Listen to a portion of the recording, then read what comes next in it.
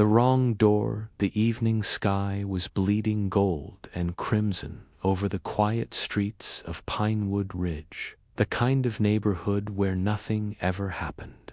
Neat lawns, identical mailboxes, and the distant sound of sprinklers were the only signs of life. To everyone on Sycamore Lane, Daniel Reeves was simply the reserved man in the end house, polite but private, neighborly but distant, the kind of man who nodded hello but never lingered for small talk. Nobody knew his other name. Inside his garage, Daniel was restoring an old motorcycle, methodical, patient, the chrome slowly coming back to life under his cloth. It was the one place where the weight of his real world did not follow him. Then came the knock, not a polite tap, not a friendly rap of knuckles. This was something heavier, aggressive, the kind of knock designed to communicate authority rather than request it. Daniel set down his cloth. He moved through the house without hurry, checked the peephole, and studied what was outside. Two men stood on his porch, wearing navy uniforms that looked like they had been printed at a copy shop.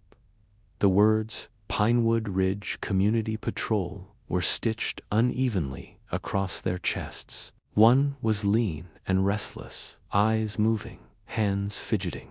The other was broad and heavyset, with the expression of a man who had decided to be angry before he even arrived. Daniel opened the door halfway. "Can I help you?" The broad one, whose name tag read R. Cole, squared his shoulders and launched into a prepared speech about property violations, unauthorized structures, and community compliance obligations.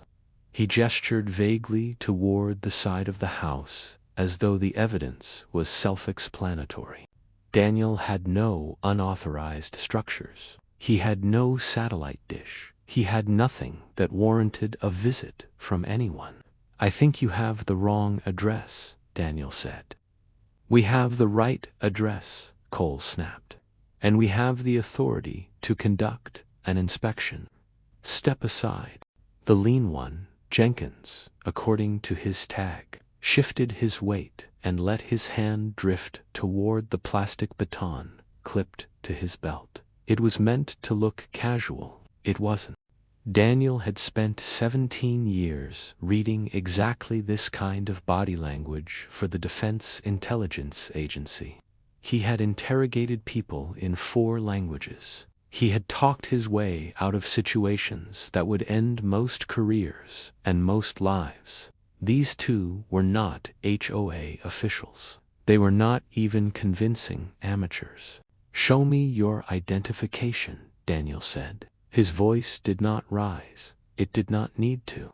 Cole flashed a laminated card for approximately half a second, long enough to suggest official business, not long enough to confirm anything. Then he put his hand flat against the door and pushed. That was the moment Daniel stopped being the quiet neighbor. The door swung open with controlled force, catching Cole off balance and sending him stumbling backward. Daniel stepped onto the porch in a single, smooth motion, not rushed, not dramatic, simply precise. Jenkins reached for his baton. Daniel was already there. One practiced movement locked Jenkins's wrist at an angle that removed all options. Jenkins hit the wall hard. The baton hit the ground harder. Cole had recovered enough to reach for his own baton. He did not reach it. A single, targeted strike to his forearm ended that idea. A moment later, both men were secured against the porch railing with their own zip ties, a detail Daniel found quietly satisfying. "Don't speak," Daniel said, crouching to look at them both. "Just breathe." He reached into his jacket and produced a credential wallet. He opened it slowly, giving them both a long, unhurried look at what was inside. A federal badge. Identification that carried considerably more weight than a laminated HOA card. "Daniel Reeves," he said. "Senior Field Officer, Defense Intelligence Agency. You attempted to unlawfully enter a federal officer's private residence, impersonated authority figures, and made physical contact with a protected individual. He paused. That is a significant amount of poor decision-making for one evening. The arrogance had completely evacuated both men's faces. What remained was something much simpler: fear. They had not chosen a random house. They had not stumbled onto a quiet civilian. They had walked up to the one door on the entire street they should have kept walking past. The local police arrived within minutes, responding to a silent perimeter alarm that Daniel had triggered the moment Cole touched the door. The officers recognized Daniel immediately. The handover was brief and professional. As the patrol car pulled away, a few neighbors had gathered on their lawns, drawn out by the lights and the unusually charged atmosphere of their otherwise unremarkable street.